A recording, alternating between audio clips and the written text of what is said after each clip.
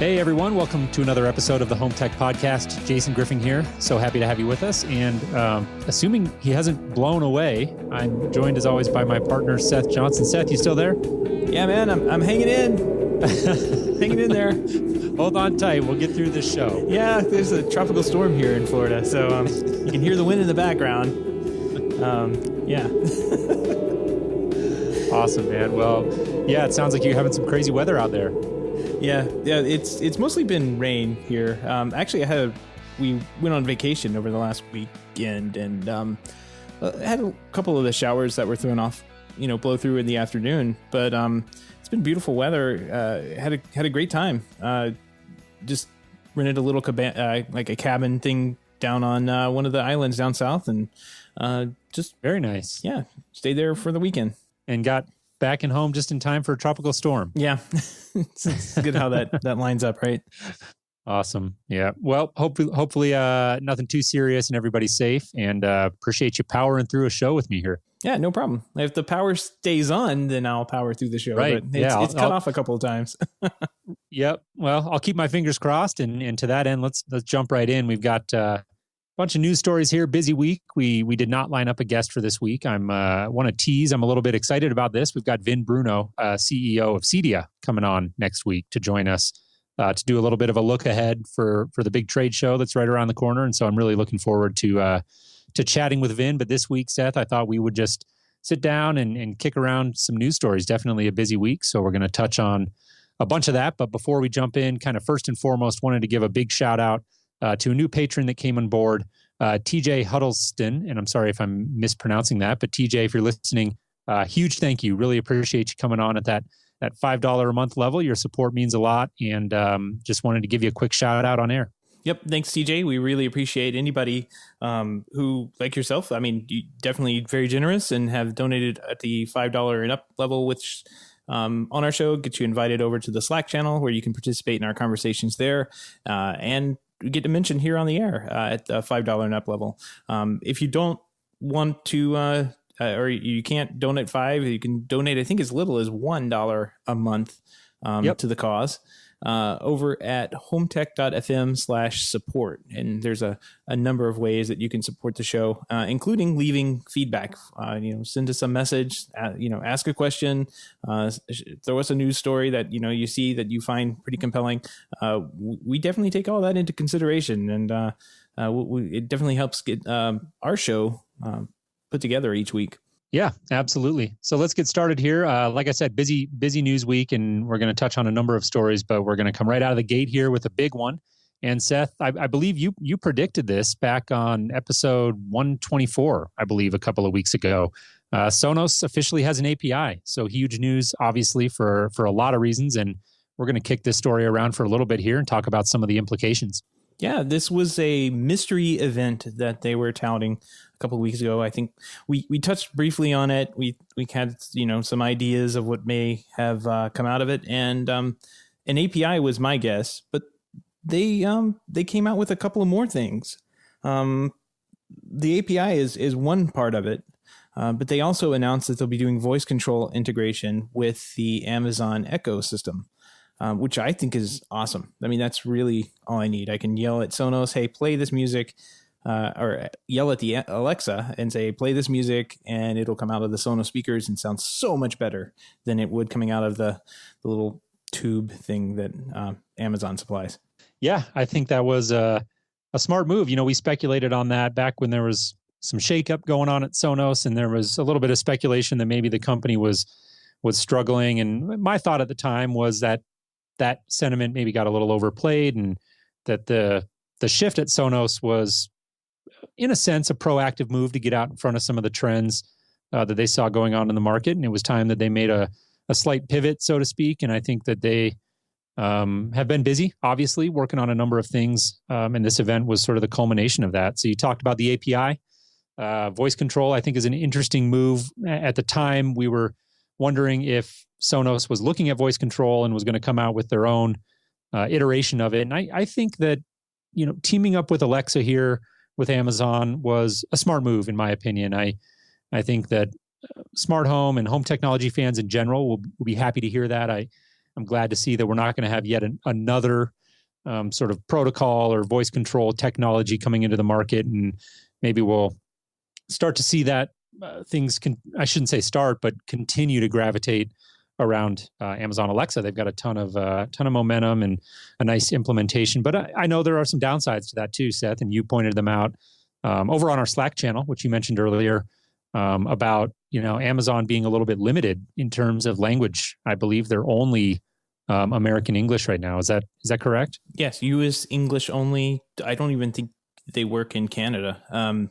They definitely aren't sold overseas, and I think too thick of an accent, eh? Yeah, Well, I mean, you think about it. I mean, voice is hard to do, and this is what I was really worried about when people were, oh, Sonos has got microphones built into their speakers. They're going to do their own voice control. Voice is tough, and it's not. You're not just picking out one language. Sonos is sold internationally, so if they can team up with someone like Amazon, who has a presence internationally, and hopefully will one day have the voice control recognize other languages besides the one that we speak. I think it's a smart move. At least long term, Sonos isn't bogged down trying to reinvent the wheel that Amazon and Google and Apple are doing so well. They can just tie in with a product that is sitting on the countertop in most of their clients' houses, and you just yell at it and it works. And I'm super excited for this integration. I think it needed to happen a long time ago, and I'm glad to see Sonos doing it. We mentioned this in the past, but Amazon's going to have a big presence at CEDIA this year. They have their own booth. I mean, think about that. Amazon has their own booth is pretty wild. At CEDIA. Yeah. So I suspect that there will be a lot more coming out of CEDIA around voice integration with the home, with Amazon having a presence there. Yeah, and I think it's encouraging to see companies like Amazon and Sonos, and actually we're going to talk a little bit later in the show about Eero, which is a Wi-Fi startup, and to see these companies embracing the integrator, I think is a huge win for us as an industry. I think we've talked about it, kind of ad nauseum, right, about just the DIY convergence and everything that's going on, and I think that needs to be a two-way street, and it shouldn't be the job of the CEDIA channel to have to evolve exclusively to this more consumer-focused technology. But these companies should be looking to us as an industry. I mean, we've got decades of expertise and knowledge about bringing disparate technologies together in the home, what it takes to implement that, what it takes, more importantly, I would argue, to support it, what clients really want out of their systems, what they maybe think they want but don't really, all this sort of nuance that we've spent decades building. I think there's some real value there. And so I'm encouraged to see companies like Amazon and Sonos finally embracing the space. Sonos has been one that we've talked about for years as an industry. Where's our API? Where's our integration? And that it was all the more reason to, for my surprise when I read one of the articles, I believe this was quoted straight out of the press release. I'm not sure. I saw it in the 9to5 Mac article, but Sonos president, Patrick Spence, I'm going to quote here real quick, said, "Custom installers are at the vanguard of making the connected home a reality. For years, they have worked tirelessly to bring disparate technologies together and are pushing hard to make the smart home both accessible and ubiquitous. Our work together ensures our sound platform integrates well with their systems now and in the future." And I was pleasantly surprised to see that nod from Sonos nonetheless. Yeah, that's good things. I mean, we're definitely one of their number one. I wouldn't say they're number one. Maybe we are. I'm not sure, but we're definitely sell a lot of Sonos product through the CEDIA channel, through all the dealers that are out there. It's a very, very, very popular product among us. Oh yeah, without question. So let's talk a little more in depth about the API, Seth. I want to get your take on it as the developer here amongst us. And I know that, there's been some interesting conversation about what impact, if any, does this have on existing integrations. So Control4 comes to mind as an example. They've had an integration with Sonos for years. Savant has their recent integration, which we can talk about as sort of a separate conversation and what's going on there. And maybe they've had access to the API before anyone, and we don't know that. But there are some interesting things you can speculate there. But I think in general, Seth, I'd be curious for your perspective, not only as a developer, but as a long-time Control4 guy, what impact do you think this is going to have on the existing Control4 integration as an example? Control4 is very interesting. Well, let's take a step back. Before we have 2 points in time, before the API and after the API. So after the API, we have somewhat of a limited integration using the official API for Crestron, Control4, Deutsche Telekom's, I don't even know how to say Quivi icon. I'm not even sure. I'm not even going to try. Yep. iPort, Lutron, and Savant. So they all have this access to this, I don't know, I would say limited new official API. With one slight exception we'll talk about later. Control4 has been working on Sonos integration for, I want to say like 5 or 6 years, maybe even longer, because they bought the company that was doing it, Extra Vegetables. They bought the talent. They basically acqui-hired them. Right. And Extra Vegetables has been, selling that driver for Sonos systems long before Sonos was as popular as it was, as it is today.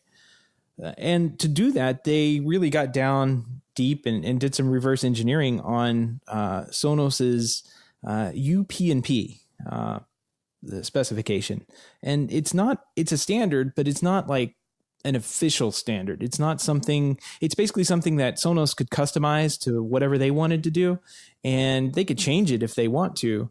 But the communication standard that UP&P uses would be the same. Like you would just need to look up the definitions for the words that they're using for play and pause, and they're there for you to use. And you see a lot of people using that. Vera comes to mind. My Vera, can integrate with Sonos using that UP&P standard. And it works just fine. I can send play, pause, stop. I can select music and rooms. With a lot of scripting, I can do a lot more. And that's what the Extra Vegetable guys, and then as they were hired into Control4, they continued to work on. And they made a much more seamless integration between Sonos and Control4 products. So they have that, and it exists. The question is, moving forward, what happens to that product? Does it live alongside the official one, or do they get combined together? I'm not even sure how this looks, because in the CE Pro article, Paul Williams, who is the VP of Solutions at Control4, said that they'll be shipping a driver within the next 30 days, which kind of has my head, I'm scratching my head. Do we have 2 different drivers here? One that's the limited official API, and then one that's the reverse engineered Control4. Hey, we've had this for 6 years, mm-hmm. And why would I even use the official one if it's just selecting playlists and favorites? If I can do the deep integration, select channels and go right into Pandora and Napster and Deezer and all that right through the unofficial version. Why would I bother with that one? So yeah, I'm really curious to see what this looks like. And I'm hoping that we see it at CEDIA. They're saying that all these vendors will be showing them at CEDIA. So I'm going to definitely go around the floor and look at all of these and see what's what. I'm just not, I can't imagine that Control4 would show something limited, by, the official API and say, oh, this is great. I don't even think Sonos would do that. And say, oh, you can't do all the stuff you did 3 weeks ago now. Isn't that great? Right. Nobody wants to hear that. Well, I think the argument, I don't know. I guess the argument could be made that this is a solid foundation to build on, and that, reverse engineered UP&P solution, who knows? I just don't know. I kind of have this instinctive reaction to anytime I hear reverse engineered. I just think, well, this is a hack basically. And, kind of my knee jerk reaction, admittedly, is that, well, what happens when Sonos changes something and then everything breaks and I can't get support? And, to me as a home technology professional, that's a big deal. If it was just me using it in my house, well, whatever, I'll figure it out, or I'll just use the Sonos app until things get ironed out. But, when I've got a huge deployed base of systems in my client homes, I want to use something that's rock solid and that's endorsed and supported by both companies so that I know 100% I've got their blessing to do what I'm doing and I've got their support if something goes wrong. And so I think that it's a bit of a nuanced and kind of frankly boring argument for a manufacturer to make at Cedia. And I don't know that that's what they're going to go to, but I think deep down it's in Control4's interest. It's in Sonos' interest and all of their other partners they listed, Lutron, Savant, everybody else. I think it's in their best interest long-term to get in line with the API. So I think the conversation is interesting in the immediate term, like what does happen to all that IP and everything that's behind the former Extra Vegetables driver that's now Control4's driver. What are the implications there? I don't think that Sonos will deliberately go out and break that integration, because I think it would ultimately just reflect badly on them to just deliberately go change their UPnP, I don't know, structure or language, whatever the terminology would be, in some way that would limit those existing integrations. I don't see them doing that. No, and they've said so much. They said, we currently have no plans to deliberately impact existing solutions that are not supported.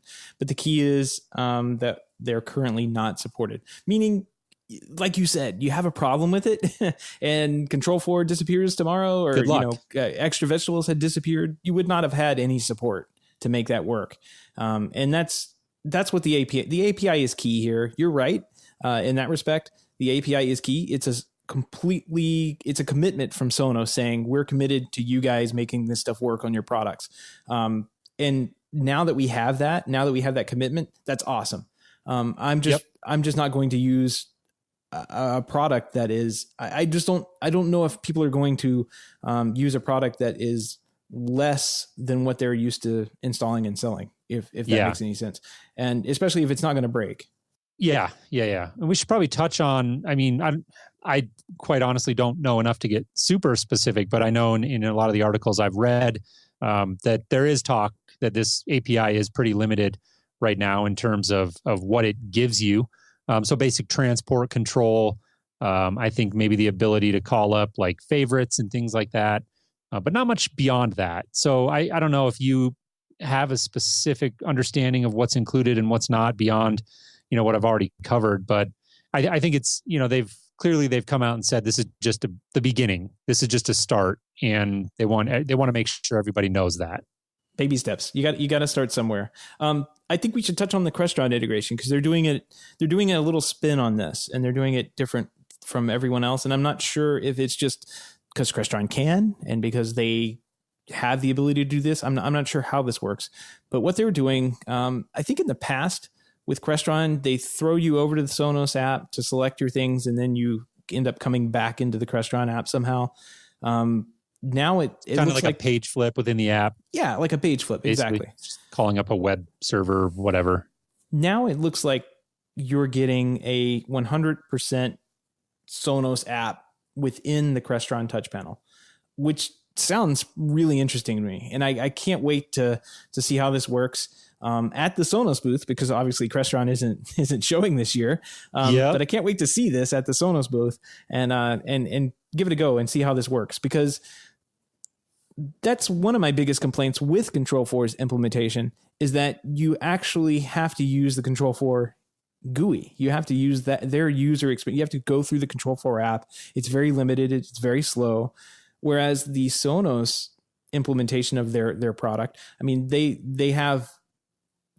can spend the extra time making sure that it works smoothly and flawlessly, and the animations are smooth and all that good stuff. It's not like a list view that you get in the Control4 app. It's made and tailored for what they want their experience to be. So I would love to see that come to Control4, and if that's what they're doing, that's awesome. In the future, but I just want to see what this looks like with Crestron, because this sounds pretty cool. Yeah, I think it's really interesting, and the other angle to that story, like I want to see it. I'm with you. I want to see that at Cedia, because I'm trying to understand what exactly that means.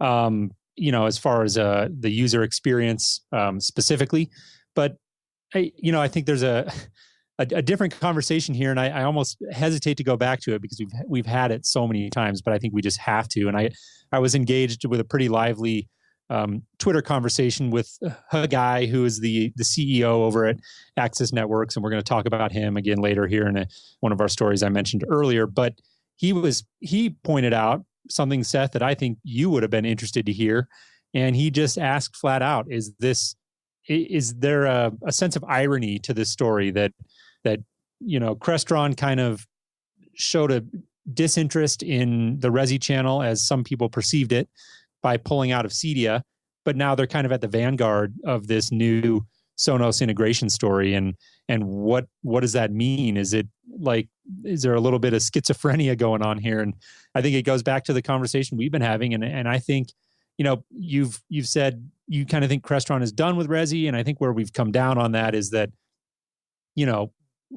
your opinion on that, or if you're an integrator out there and you think that, I think it's important to define, does Crestron think that they're done with Resi? Are you saying Crestron's done with Resi as in they're going down the wrong path and they're going to become irrelevant, they just don't know it yet? Or are you saying that they've kind of don't care about Resi and they've given up on it? I feel if what hasn't taken place in the last, with the new gentleman being brought on as the, and I can't remember his name off the top of my head, being brought in as the sales manager, I guess, for the right residential. If that hadn't happened and he hadn't really pushed for that, I felt at the time when we saw this, I felt that Crestron was going the way of AMX. Honestly, yeah, that's what it looked like, and now it doesn't look much different from if you look at Crestron as a whole, and think about how small and insignificant the residential sales are for them right now. This is a big thing for them. This is good for them, but it's not this is something they needed to have. They needed to have this, a couple of years ago, because right now they're playing catch up. Like I said, Control 4 had this 5-6 years ago. Crestron is making headlines getting this today. I mean, they're playing catch up. That's hands down. That's the problem that we're seeing with Crestron at this point in Resi. Control 4 is number one at this point, and I don't think anybody can deny that. There's probably a lot of Crestron guys that say, "Oh no, you still can't do this, and this," and that's fine for the 1% of the projects that's gonna come across. But for the vast majority of dealers out there, if you look in the CE Pro 100, they're using Control 4. And they found a good solution there. I think you're going to continue to see the numbers slide from Crestron, despite their efforts to make headlines like this. And we'll see. But I don't think they're going to become a number 2, maybe number 3 player. And I think it's going to happen a little bit faster than I think some of the die in the wool blue guys are going to be willing to accept. Big blue. Yeah. Big blue. Yeah. So we'll move on from that. I do think it's interesting just to see that dynamic with Crestron, but we've talked about that so much that let's move on here. We're going to stay on the Sonos story for just another couple minutes here. There's one other thing, Seth, that we were talking about, mentioned earlier, the Savant integration, and I'm very interested to know. I'm curious. So what I'm wondering is, Savant has been talking about their Sonos integration since Cedia last year. And it really was not until, I don't know, a couple of months ago that we finally saw it, get put out into the wild. And so one of the things that Savant dealers have been kind of questioning is, well, why is Savant's integration so bare bones? There's not much to it. And personally, I don't have a problem with that. We've had this conversation in my office quite a bit. And, I think that sometimes less is more. And if it's simple and it just works, and we're able to help the client set up some playlists and favorites, and then the Savant integration is really just calling those as opposed to specific songs and what have you. Yeah, I get it. That's limited. But if it's easy to use and all of our customers get it, and we don't get a ton of questions and confusion about it, then I think there is value there. But that was always my take. And now that I'm seeing this API from Sonos come out and hearing about its limitations and what it's capable of, I'm wondering if Savant was using that API before anyone else. I just have to wonder, because if they were using the same UPnP kind of reverse engineering that Control 4 had done, why would they have come out with such a limited integration. And so this is pure speculation. I have nothing, no sources or inside information to back this up, but I just have to wonder if maybe Savant had access to that API a while ago and they've just been keeping it quiet. They were always a little bit evasive about that when I did ask people that I know there, how did you guys do it? What did you kind of reverse engineer it? I never really got a straight answer. It was just the party line was always, well, our engineers and their engineers worked very close together. And, they have the same venture capital fund funding them, at least partially. And so there was, kind of ties at the highest level. And that was always talked about, but never really the specific technology. So I find that pretty curious. And I don't know what the implications are, but it's just something I'm kind of wondering about now. Yeah, I'm fairly sure that you could do everything that the API provides today. Well, I know you can do everything the API provides today with the UPnP interface. And limiting is not bad. I mean, I don't want to say that it is, or pretend that it is. Like, I love that the integration with Control 4 is so deep, but it also has the problem of being like 100% Control 4 or nothing. Like you have to. Well, I guess that's not technically true, but you are better off being in the Control 4 app and operating Sonos from there, rather than going over to the Sonos app and trying to do things from there and hoping that they sync up. It does kind of work that way, but it's best if everybody kind of just plays ball and uses the Control 4 app. The thing is, I don't know how much Savant. To me, it seems like they could have done, or anybody could have done the integration that Savant has. But I like what they have because it's so simple too. Like, the simplicity is what you're talking about. Like, you just have to make sure it's simple, easy, and what people want to do. And do people want to have like the ability to add a Pandora station within the tiny little touch screen on their Savant remote? I don't know. Probably not. And so the integration that they have introduced is probably the best integration for that form factor. I agree. Simple is better in some situations, and I think that's definitely one of them. Yep. One of the other things I wanted to bring up real quick before we change topics is the little thing towards the end of the press release. They say, or Sonos says, that they're going to be teaming up with Airbnb, which I thought was really interesting. At the top of the show, I mentioned that we went on vacation, and the little cottage that we rented had a Sonos player in it, and I had no access to the Wi-Fi that it was on or anything, but it had a little label sitting on top that said, "Press this button and music will start playing." And so I pressed it, and of course, no music started playing, and I had no ability to like do anything with this little Play One that's sitting there in the room. I would have loved to play music. So if Sonos teams up with Airbnb and makes it where if I travel somewhere and they have a Sonos system, and I just can open up my Sonos app and connect to their Sonos system, and it basically converts everything over to me, that would be awesome. Yeah. I really hope that's what they're doing with this. That is interesting. And it reminds me of episode we did. I'm looking here back in April as you were talking. I pulled it up. Episode 107. So HomeTech.fm/107 will get you there if you're interested. And we had a gentleman by the name of Alex Nigg on, and he is from a company called Properly.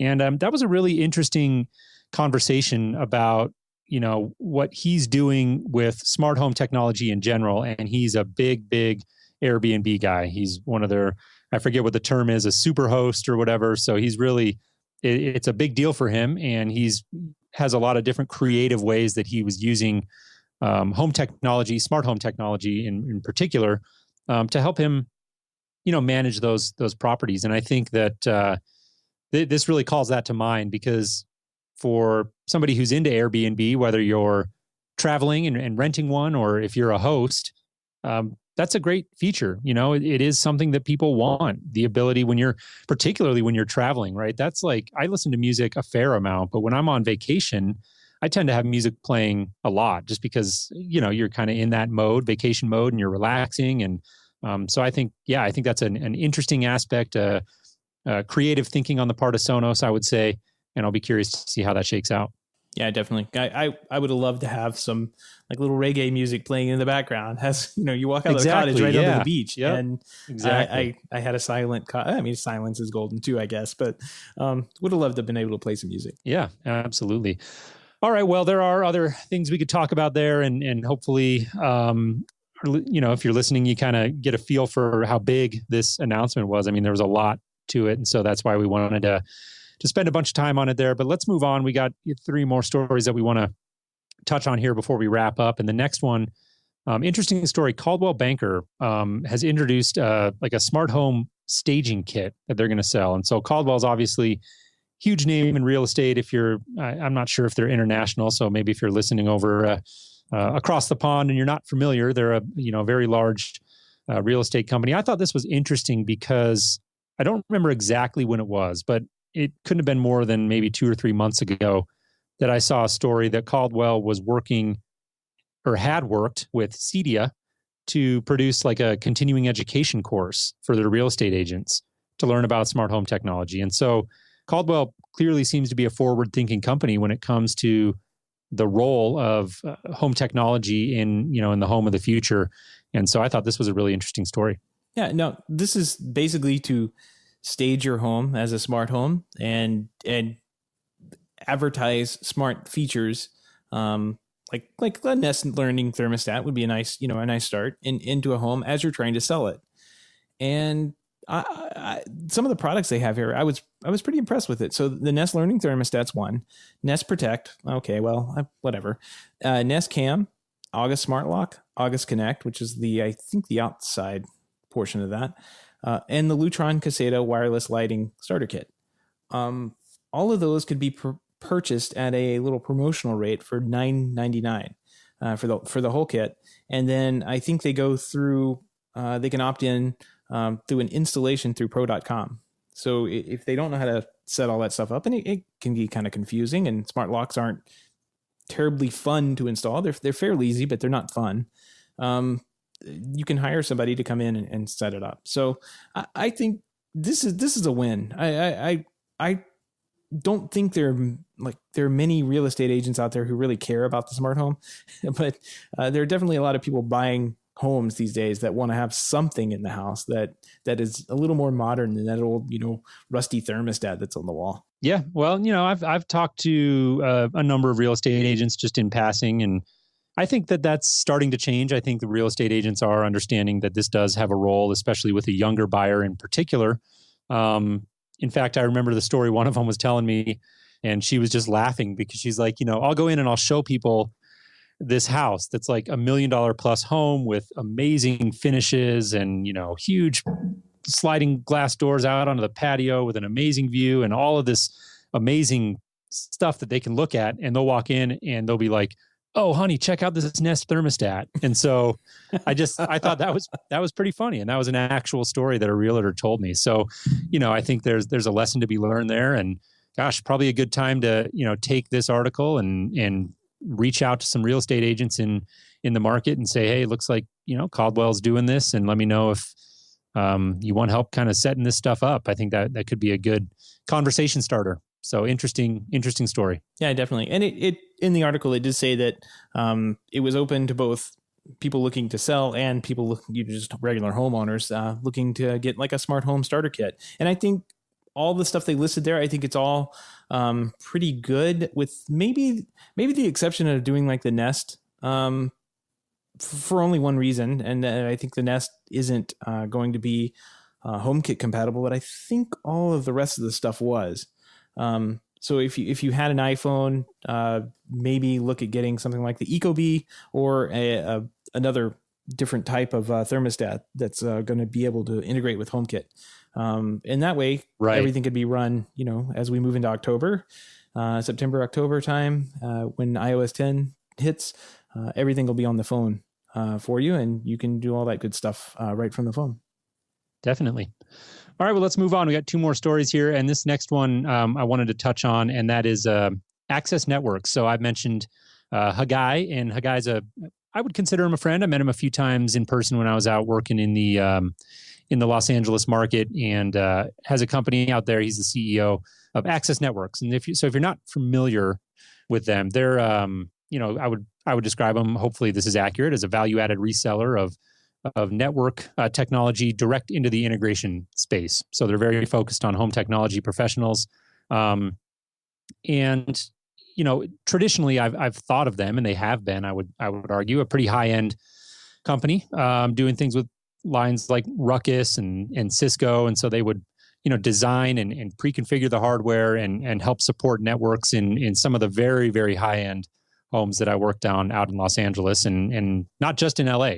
They're at least a nationwide, possibly even international company. And so pretty big in the networking space. A guy, Feiner, is his full name, and hopefully I'm pronouncing that correctly. He's also happens to be a board member on CEDIA and the treasurer there. So very connected into the space. Very, I would consider him a guy that gets it totally. And the story here is that Access Networks has actually formed into a partnership with Eero, which I thought was kind of fascinating, because Eero is like this, I think Kickstarter or Indiegogo campaign, resulting in this wireless Wi-Fi mesh system that really is designed primarily to sell direct to consumer. And so I just thought that was an interesting move on the part of Access Networks to partner up with them. And I think that, I know for me, when I heard that, makes me want to take a hard look at Eero as a solution for, possibly for my home, and maybe really, quick turn in and out retrofit style jobs that we do that are on the lower end. I feel like if Access Networks is kind of putting their stamp on it and endorsing it, probably a line worth taking a look at. Right. The way I know Access is that they are, and correct me if I'm wrong, they'll basically, call them and say, I have this building, here's the layout. They'll design and commission a complete, like, flawless wireless system and pretty much home network system for the entire house. Is that right? Yeah. And so obviously not, Wi-Fi, big part of that, but the whole deal. So your managed networks, your VLANs, all that, they'll configure everything and lay it out in, I worked with them, like I said, on a couple of very large projects, and they were great. They were really, really good to work with. Definitely a talented team there, and really know what they're doing. Right. And so I just, I've always just, considered them a high-end company. And I think that, to me, it seems kind of pretty forward-looking for them to be looking at some of these different lines like Eero and trying to figure out, where's the value add, and how can they sort of be a guy is quoted as saying they can be an emissary for Eero within the integration channel. And I think that's a good way to look at it. And like I said, makes me kind of want to take a look at Eero and give it a closer examination. I noticed at the bottom of the article there that there's a link to pro.eero.com, which lets integrators sign up to have access to distribution program details and discounted pricing. So that's pretty cool. They're targeting our market, which is, more than I can say for a number of other the DIY products out there. We said earlier that, voice is hard. Everybody thought Sonos was going to try and do their voice. Voice is hard. No, install is harder. Yeah. So you have to have somebody on site who knows what they're doing to put this stuff in, even if it's a very easy product like Eero or Sonos. I think this is good for them, and I think it's hopefully a trend that we'll see moving into the future. Yeah, it goes back to what I was saying earlier. Just seeing companies like this kind of extend their hand out towards our channel and try to figure out ways that we can help and add value and integrate these products into our business that is becoming increasingly just that these cheaper products are the new reality. And so I am encouraged to see that, and definitely planning to stop by the Access Networks booth out at CEDIA and try to get a better feel for what this means and what this partnership actually looks like. And we'll definitely look forward to reporting more on that after the show. Yep. One more story we have to touch on. ZWave, our Sigma Designs, who are the people behind ZWave. They build the chips. They have the spec for ZWave and the wireless protocol that millions of little devices out there use. They have gone ahead and opened up the ZWave spec. No licensing or fees will be required to make a ZWave product. Pretty interesting. Yeah, it is. I saw the story and was anxious to dive in and see what it was about. And I don't know. It seems to me perhaps at least to an extent, a reaction to sort of market dynamics with bigger players like Google and Apple and everybody coming into the space. Maybe not a direct comparison to ZWave when you get down to the nuts and bolts and somebody who really understands the space. But, from ZWave's perspective, if you zoom out and look at it from a macro level, I think they've got to do things to lower the barrier to entry and continue to build on what they've established. I mean, they are very, very well-established technology when it comes to the smart home. And I think that at the highest levels at ZWave, there has to be conversations about, well, how do we make sure that, what we've built here over these years doesn't fall by the wayside in the light of, more people, more companies entering the space. But, who knows how much of that has to do with it. The other thing could simply be that Sigma has decided it's time to open it up, get more developers on board so they can sell more chips. I mean, it could be that simple as well. So hard to say, but I do think it's interesting and ties into a bigger conversation about where technologies like Zigbee and Z-Wave fit in. I think that there are definitely ways that they can stay relevant. I certainly don't believe for a second that they're going to be resigned to a fate of falling by the wayside. But I do think as technologies and companies, they're just going to have to think creatively and make sure that they do things to keep developers behind them and keep manufacturers interested in developing products that work on their technology. Yeah, reading through the article here from Julie, I think she buried the lead a little bit, as she does from time to time. The bigger news out of this is actually that they're also opening up the S2 security framework, and that is a couple. I think maybe we covered it, maybe we just tweeted about it, but a couple of months ago, Z-Wave won UL approval for using their mesh networking technology in security applications. So that means any security panel moving forward could be a fully Z-Wave S2 security panel. Not that like any of this matters to any installers. It doesn't matter to anybody other than the people making the product. But they could have this. They don't have to pay for the licensing fees to make the product or anything like that. But they will have to buy the silicone from Z-Wave. And I think that's their bigger play at this point is flooding the market with lower cost, inexpensive Z-Wave devices, either for security applications or for home automation applications. And it works both ways. But right. I think this means that you're going to see a lot more of those devices hit the market. Yeah, definitely. Well, interesting story there. And a week full of interesting stories, I think, and enjoyed Seth sitting down and chatting with you. And again, look forward to Cedia. We're getting really close here and excited to bring Vin Bruno on from Cedia next week to get his take on the show and what he's looking for in Dallas and what he's getting excited about. I think that'll be a really fun conversation. So just want to wrap up here tonight with, again, thanking everybody for tuning in. Really appreciate you listening to the show. And if you enjoy the show, find education or entertainment out of it, or both, hopefully, we'd encourage you to take a minute and find out how you can support our efforts here by going to HomeTech.fm/support, where you can learn more about becoming one of our patrons. Absolutely. Next week, big Cedia show coming up, as you alluded to. I think we're going to try and do some Cedia predictions. Yeah, we are. We're going to do a few predictions and talk about as well what we're looking forward to at the show. And so, yeah, I think next week will be a lot of fun. I look forward to it. Excellent. I'll see you next week, Jason. All right. Sounds good, Seth. Talk soon.